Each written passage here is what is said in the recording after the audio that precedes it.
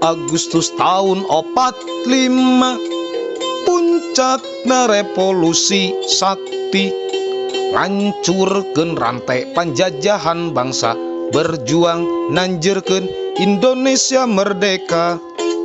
17 Agustus tahun 45, puncakna revolusi sakti, ngancurkeun rantai panjajahan bangsa, berjuang nanjurkeun Indonesia merdeka.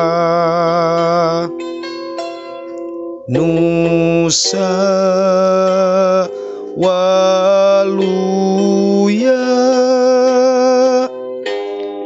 Rahayu bangsa,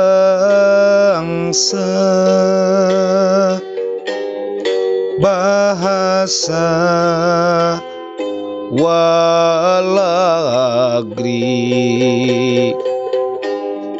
wibawa negeri.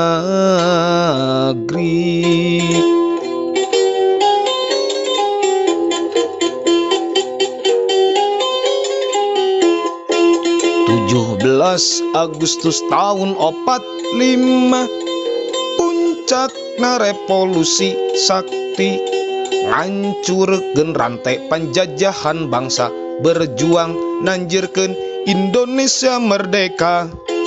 17 Agustus tahun 45, puncakna revolusi sakti, ngancurkeun rantai panjajahan bangsa, berjuang nanjurkeun Indonesia merdeka.